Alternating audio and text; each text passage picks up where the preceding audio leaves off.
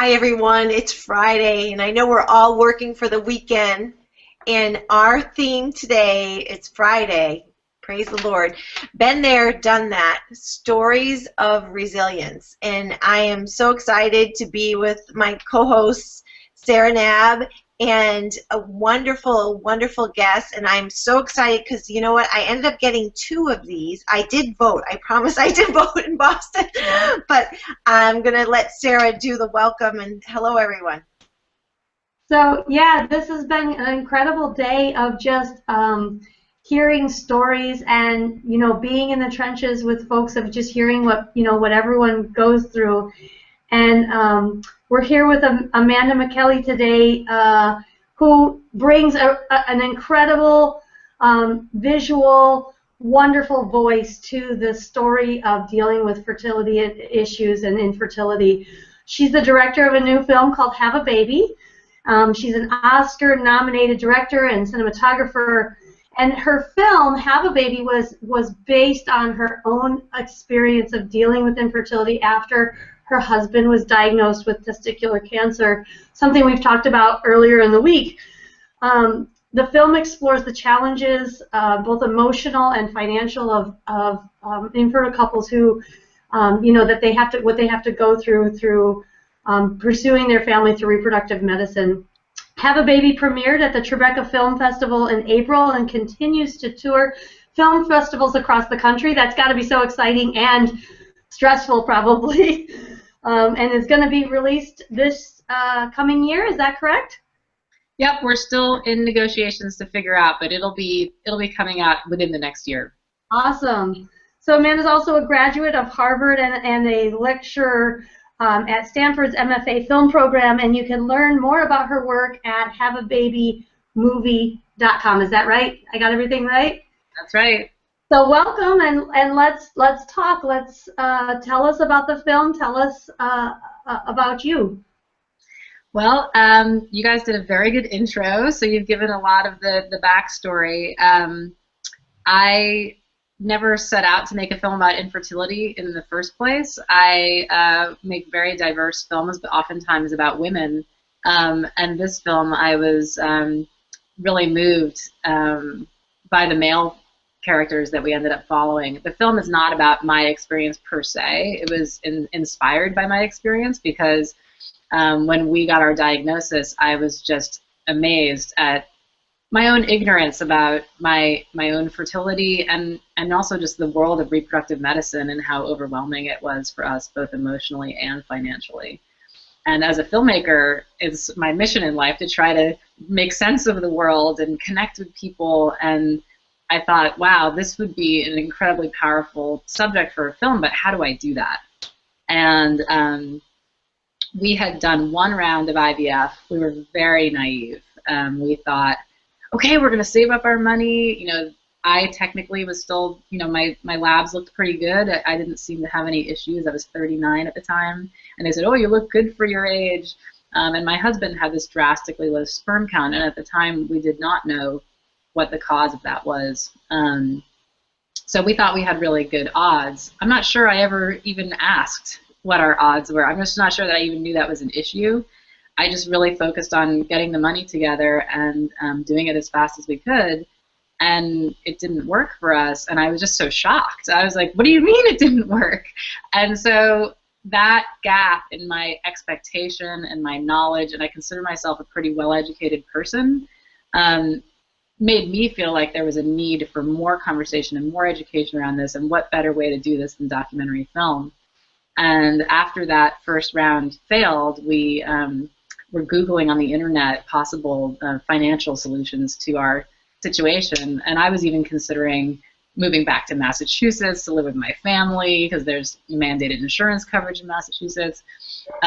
There's nothing worse than imagining moving home with your parents at 39. So I came across an article about these clinics that were having contests and raffles for people who couldn't afford IVF and didn't have insurance coverage. And I thought, holy cow, this is such an incredible story and such an extreme example of the lengths that people are willing to go to in this country to have a chance at having a child. So that, for me, was a unique and interesting and provocative way in to the story, and so that was how the film was inspired. So maybe we should show the trailer so people get a sense. That would be a great. I had such a privilege of seeing the movie with you in Boston, well, with a lot of people because the theater was filled, but I was part of the panel, and it's just very raw and very, very accurate and very healing. I thought it was healing. So let's watch it. I'm an actress and a singer-songwriter. As a performer, I'm very out and I enjoy being public. Please show some love for pregnant Lady Gaga. But it was a lot easier to come out as a lesbian than it is to come out as having infertility issues. It never ever crossed my mind that it would take this long for us to have a baby. I'm very grateful that the family is able to get together and do this every year. It's like we've been doing this our entire marriage almost. I'm just willing to take the risk to be a mom again. We just felt the best option was to take a mortgage out and go through in vitro. IVF is very expensive, and there are no guarantees. It's like a slot machine. The more dollars you put in doesn't necessarily mean the more likely you are to hit. Well, you've heard of contests to win a cruise or an iPad, but have you ever heard of winning a free baby? The Share Institute in Las Vegas has a national contest. Entered a video contest offering free in vitro treatments to one lucky couple. Welcome. Can everybody hear me at the back as well? For those that say that there shouldn't be a contest, I agree. There should be insurance. But that's not how the world works. Sincerely hope that you'll consider us for this opportunity. I know there's so many stories, and how can you vote? Please vote. We're asking for you to vote for us. Just vote for us. I have no idea how I'm going to feel if this doesn't work. Those who don't win, they get loans, they max credit cards, they borrow money from family. We're already in debt. Do we bankrupt this family to try to fulfill this dream? I just hope everything works out. But whatever happens, we're in this together. Me being able to be public about this gives meaning and purpose to the pain that I've gone through. I've heard her say, what's the point of being married if you can't have kids? Boy, that's sure stuck here. We can't guarantee a baby, nobody can. But one chance is certainly better than no chance. You're my man. I'm your man. Yeah, with God and you. Not having control over your reproduction is raw pain, emotional pain. Oh, we waited so long for you. Maybe we're supposed to have it because we're supposed to have that drive to procreate.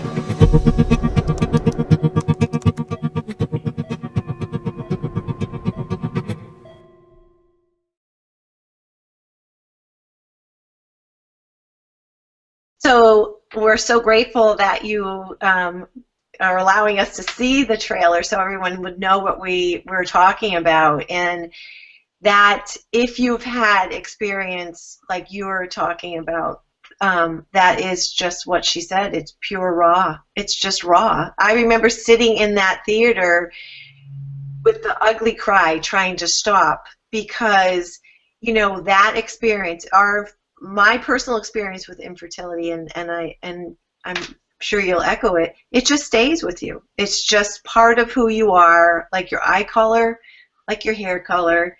It just becomes who you are, who you're going to become.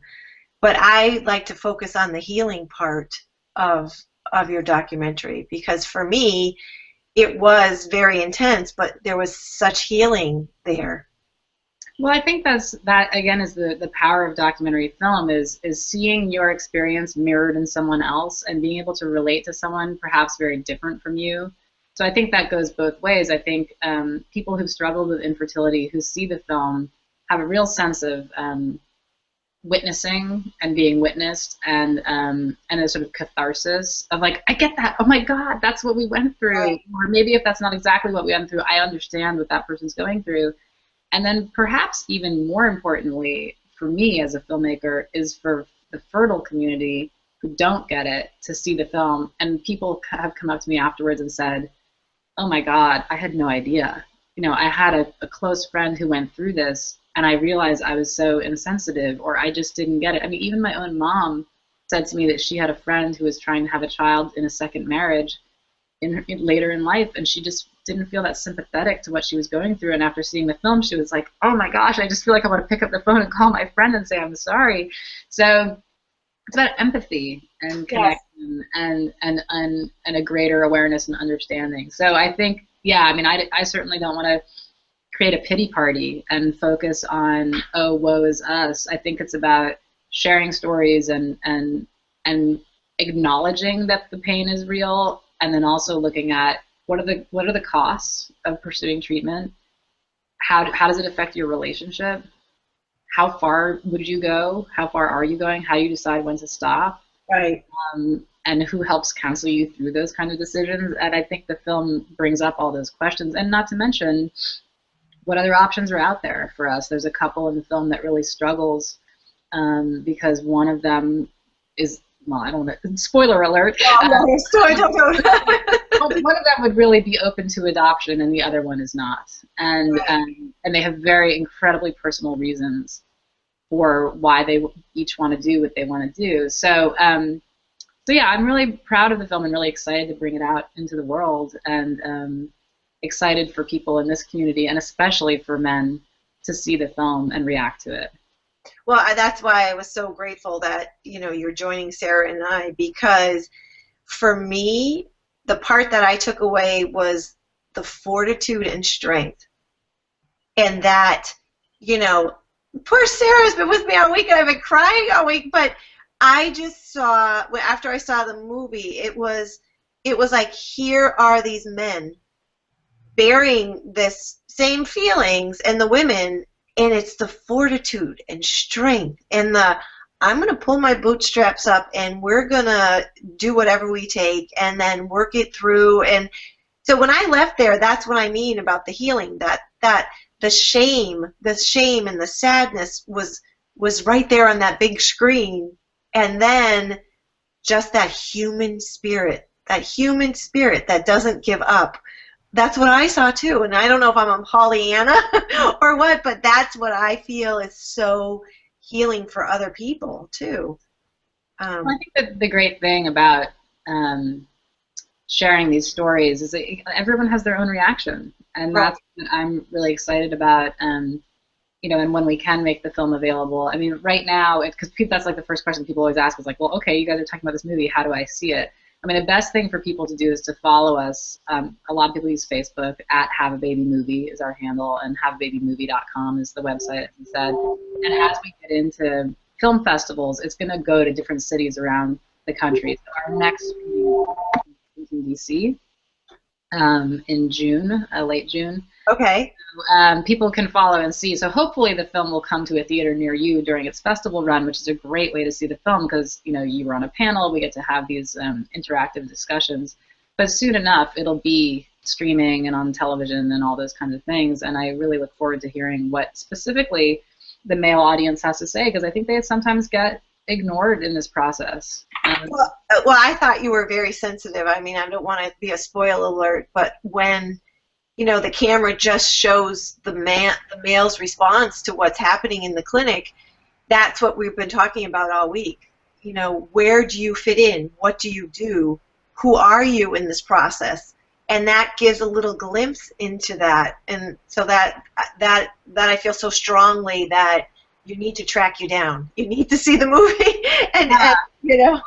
and when we were going through it, I know, so much of this process is played out on the woman's body. Right.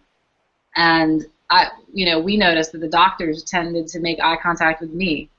And Eric sometimes would be like, well, what am I, chopped liver? This is my husband. Like, why is no one talking to me about what I'm feeling or interacting with me? And I think it's probably just habit, that the women tend to, not to stereotype, but we tend to be more vocal. We tend to take the lead in the process.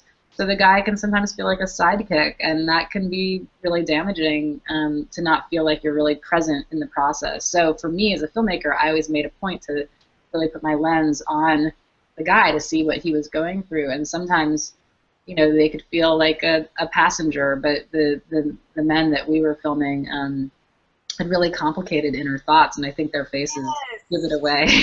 Yes, they did, and just how you thoughtfully showed them. You know, we had Carol Lesser this week from Boston IVF, and we also had Dr. Serena Chen talk about what a man can expect when he goes into a fertility clinic, and what she as a doctor does when they do come in. And I think that's so important through this whole week that we talked about that, about, you know, there is a place for you, and what is your place, and make sure that you're honored and your emotional, you know, emotions are taken care of. I remember when I had a great friend who miscarried, and we were very close, and I went over to see her, and of course, you know, I had dinner and I had everything for her, and I walked in and we were, you know, I was focused on her, and then I went into the kitchen and her husband looked at me and he said, nobody said, hey John, you know, how you doing? Wow. And I was like, that came in a book. I put that right in a book because I'm like, nobody did. No, and he goes, I lost a baby too, and nobody's talked to me. Wow. And I think you do. I'm bringing it back to you. I think you do such a great job of, with your lens through a man's eyes, how they're seeing that experience. So bravo. So that didn't go unnoticed with me, and I appreciated it.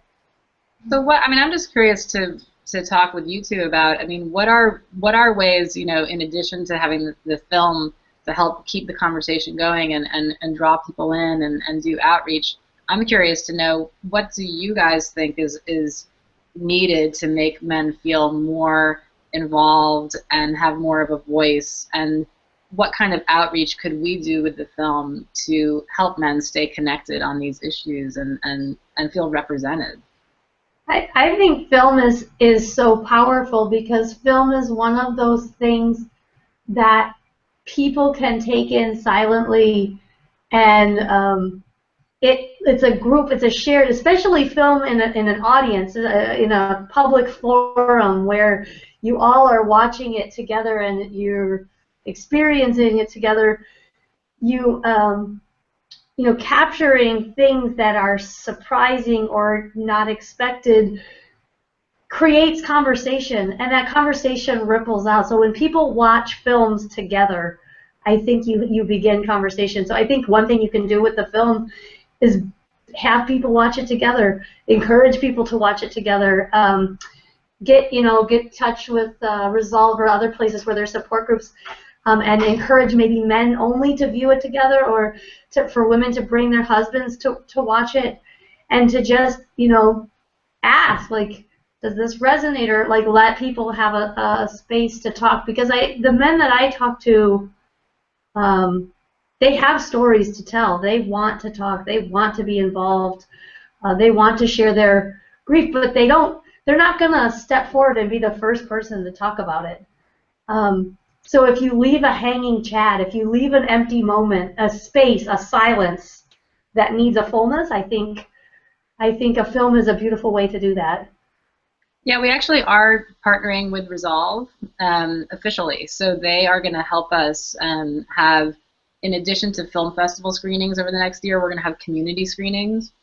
And we're also going to ask and challenge people in the support groups to bring a fertile friend, like someone who may not get it, as a way to broaden the circle and the conversation. So we'll definitely keep your community posted as those screenings happen. We haven't started them yet, but we're hoping to do them hopefully like later this summer, early fall.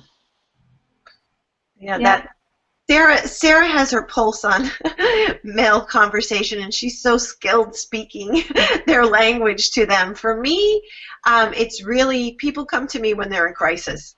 You know, they're really trying to figure out what to do, and sometimes, you know, it's a process even for them to connect with me, you know, within that time period or whatever. But I think you're spot on connecting with Resolve, but I also think what Sara said, you know, all the egg freezing parties and all that stuff, why can't it be shoot pool and watch the movie? You know, because I feel like if you do it in a way that will bring people together, you know, not indirectly, maybe, instead of saying, come watch the movie, say, come play pool, and by the way, we're going to watch the movie. You know, that might be a way. I don't know. I mean, fertility party.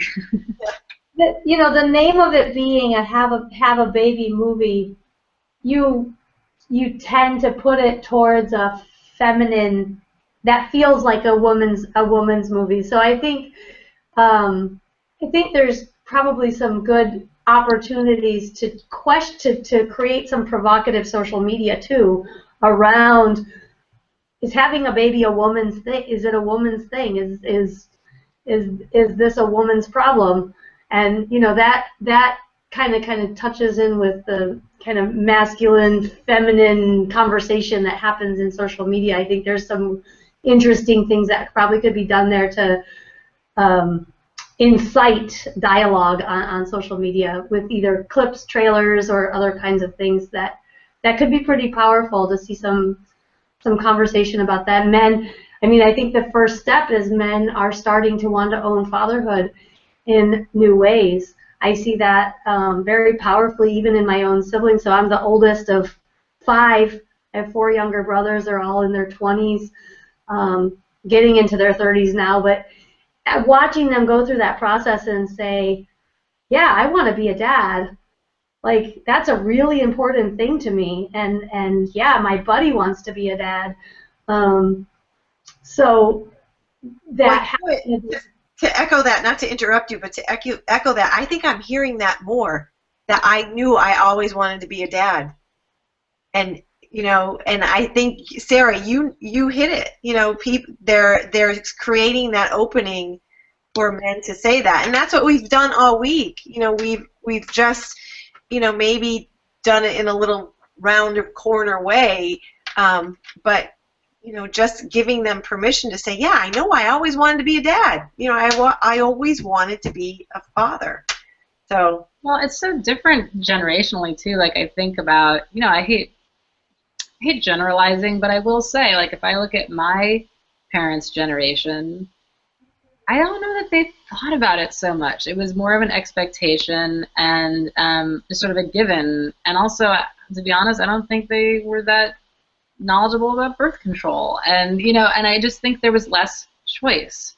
And now, especially, post-birth control pill, post-ERA, women entering the workforce, this generation, or these couple of generations that are now coming of childbearing age, are dealing with such different gender dynamics and such different roles in the family, and men are having to make a choice or are able to make a choice versus just being like, well, that's what you do, like, and I think especially guys these days being with a woman who does have a powerful career, and certainly there were plenty of women in my mom's era who had powerful careers, but I think people delayed childbearing less. They just tried to do it all at once, and now a lot of us don't even find a partner till we're older because we're so career focused. So it's a really different terrain for men and women, but I think especially for men, it's uncharted territory, dealing with these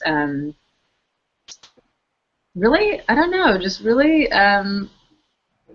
challenging choices. That's the way I see it, is like, if you really want to support if you're in a heterosexual couple, I don't want to make assumptions either, but if you're, and God forbid, if you're a guy in a gay couple, then it's even more complicated because you don't have a womb, and we've talked to people like that, men who want to be dads who are gay are facing a whole nother stream of challenges and stereotypes and barriers. But I don't know, I just really sometimes marvel at how fast things change and how interconnected technology and medical advances are to social change.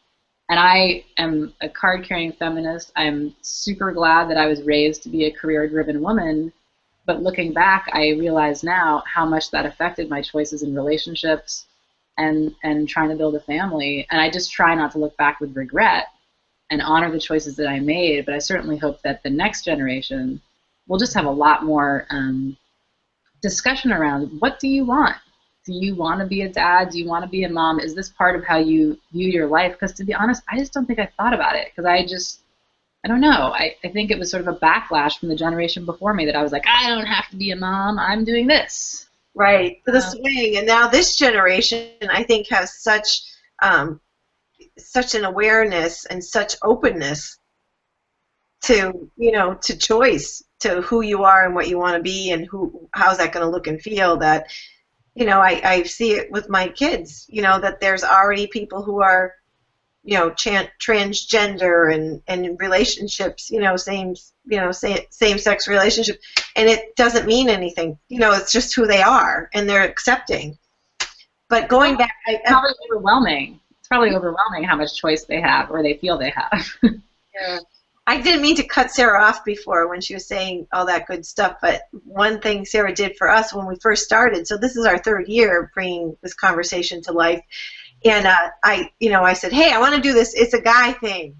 And so for the first year, I poor Sara, I'm like, yeah, you're going to be part of it. We're going to do it together. You're so awesome. You got all this scientist stuff behind you. You can talk to guys the way you do it. Don't cook your balls. I see you're always listening to you.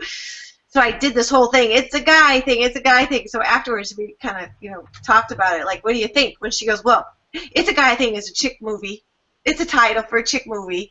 So we're changing the name. And I'm like, what do you mean? I didn't know it was a chick movie. And I'm like, why didn't you tell me before we spent months, it's a guy thing. It really is a guy, all about guys. No, that's a chick flick movie.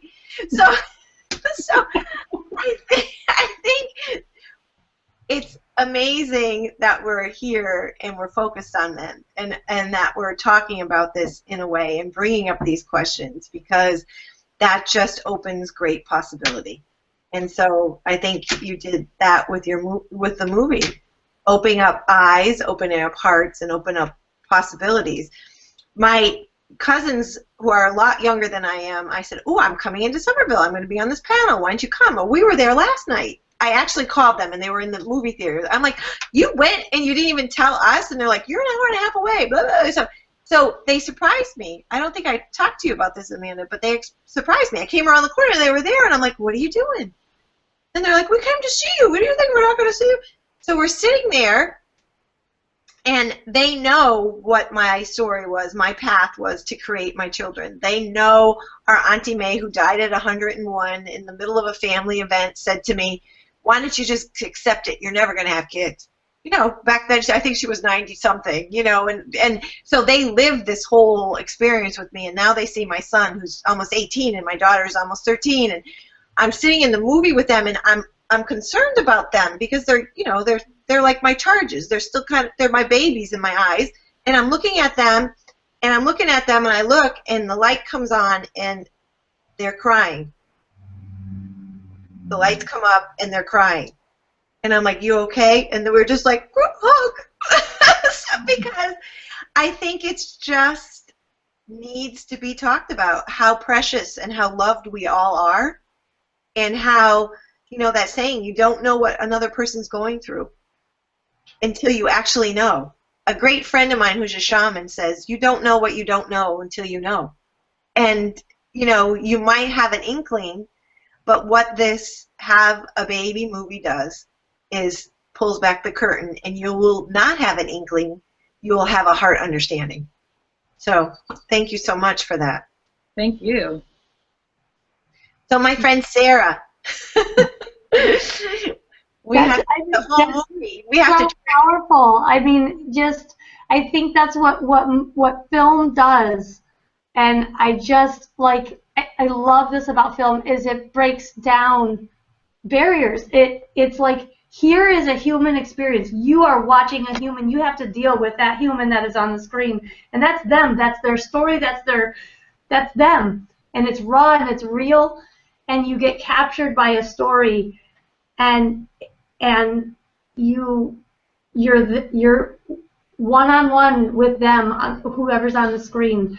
And I think that ability to tell people's stories, especially in situations like this where people can't tell their own stories. Like, infertility is a place where you just can't tell your story in a way that is, in a way that captures the magnitude of what that story is. It's something to say, I'm having a hard time having a baby. that doesn't capture the magnitude of what you're experiencing when you're coming face to face with a reality of your whole biological existence and your body and your future and your DNA and your lineage and who you thought you were and your identity. All of those things come in, but you can't express that with words. You can express it by seeing that story, watching it. And so Amanda, thank you for doing that. For everybody who can't share their story, they can, because people like you are putting an image, putting a thing to it, saying the words without having to say the words. So it's a last thing that I'll say. It was really interesting in the process of doing this film. I mean, for starters, the people who are in the contest, it's a video contest, so they tell their story on YouTube to compete for a free round of IVF. And some people find that horribly exploitative, and I can see why. But interestingly enough, like most of the people we interviewed said that it felt good to get it out, and that they got support from their family members when they did this. Now, do I think that's the best way for people to be getting health care in America, is by doing a contest on YouTube? No. But I thought it was really interesting to note just how hungry people were to have their story heard and witnessed. And even when we were trying to sell the documentary and taking it around to, very, how shall I say it? The documentary community is very progressive and issue-oriented and social issue-oriented, and I thought this would be a community that was incredibly receptive to this story. And a lot of people were concerned that it was like exploitative or too private, and I think it was a mixture of the contest and the film, and they couldn't quite differentiate between the two. So it's really interesting to see that fine line, especially these days where people are sharing so much on social media and where there still is this taboo around talking around this stuff, to see the reactions. Because you two obviously are like, I'm preaching to the converted. You're like, yes, share your story, share your story. But it's interesting to see, and obviously I don't want to belittle too like what a big deal it is for all the people that we filmed in this film, and that wasn't just the two couples and the one single person who ended up in the final cut. We filmed with many people around the country, and it took an immense amount of courage for them to share their story. And I've really grappled with how much of my short story to share on the internet and how to do it. And it's like, I don't know what's worse, having internet trolls react to your story or just no reaction, right? Because like that's sometimes my biggest fear as a storyteller is like, well, what if no one reacts at all? That's the worst. And the trolls you could almost handle, because it's just sort of like, okay, at least there's people out there and there's a conversation going on. But I'll give you an example. The trailer for the movie that we saw earlier was posted on Upworthy. So I don't know if you all are familiar with Upworthy. They post things that they think are uplifting or unique or different, not, just sort of trying to steer away from the blood and guts aspect of news. And they put the trailer on their Facebook page. And if you go to the Upworthy Facebook page and search Have a Baby Movie, you can see, I think it's gotten like almost 100,000 views. And the comments are, they just go on and on and on. And a lot of it is really judgmental. And I'll say the number one judgment is, what is wrong with these people? Why don't they just adopt? And then the other one is just, that the contest is exploitative, which, we're used to. So it's just really interesting to see the comments that are out there. And I think that that fear of having either no one pay attention or having the judgment, or, we had articles in the mainstream press about the movie, and, just as soon as they leave those comments open at the bottom, it's almost better not to look sometimes. But, one person wrote, and this was in response to me saying that I tried to have a child starting at 39, one person wrote that having a child when you're nearing 40 is obscene. And I was like, really? I mean, that's like, what culture are you living in, So. Oh, you see this? This is obscene. Yeah. Yeah. You're looking at obscene right here, lady. Woo! I don't want to take lightly that, Yeah, I mean, I don't want to take lightly that sharing your story has certain risks involved, but we're really hoping that the film, when it reaches more mainstream audiences through our social media, will create a safe space for people to share their own stories, whether it be video or a posting or whatever they want to do. And we just haven't quite figured out yet, like, do you disable comments? You don't want to disable comments because you want to have a conversation, but I guess you just have to have rules. And if someone breaks the rules, you just delete their comment. But, you know, I really want to start a conversation where people also feel like it's a safe place. And it's a bit of a minefield. Yeah, I think I get that. I mean, I get that all the time. I called Sara not too long ago because someone said to me, "Shut up, Granny." Because I was talking about it. That's enough. Shut up, Granny. I was dying. And I was like, no, I'm not. And I'm like, really? Okay. And, you know, haters are going to hate. And that just shows their ignorance. I don't think that you know, you should even, you know, there's a saying, Wayne Dyer, what they think about me is none of their business, none of my business. And what they say is you know, what their opinion. But I think if you just open it up for conversation, just like we do, you know, Sara and I, you know, we're dedicated to this. We've been working for this, you know, this is a huge endeavor, and, you know, people are going to say what they're going to say, but I only focus on that one person that I'm going to help. And Yeah. that's how I think about it. You know what?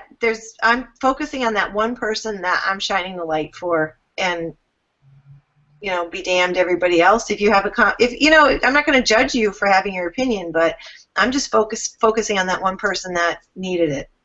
Yeah, I mean, vulnerability is powerful, and vulnerability is what enables people to be courageous and take steps forward, but vulnerability also is what puts you out there for risks.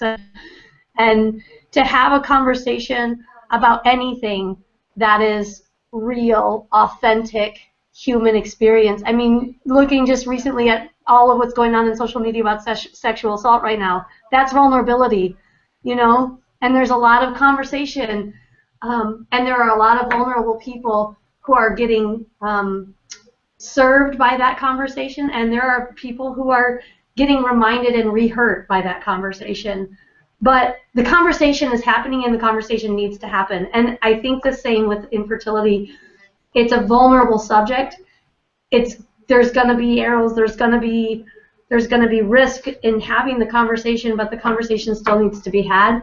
And those of us who have courage to have it, I think it's a charge. I think it's a calling to stand up and be a shield for those who need that support, to have the courage to come up and share. Because, you know, like you've seen when you were filming people, creating space to be brave frees them from a lot of fear. And so just keep it up. Keep it up. On, sister. Yeah, we're with you. Go, go, go. Thank you, guys. So you're going to keep us posted, and we're going to keep making sure all the men that are thinking and dreaming parenthood, fatherhood, are supported. So thank you so much. God be with you on this journey. Before you leave, Amanda, are all your screenings on your website? Is that where they should go to find screenings? Yeah, I think haveababymovie.com or at Have a Baby Movie Facebook. They both have the screenings up there, and we'll continue to update them. And hopefully we'll be starting these community screenings through Resolve support groups later, early fall probably. Great. Okay. Keep everybody posted. Yay. Thanks so much for having me. Bye, everybody. Bye.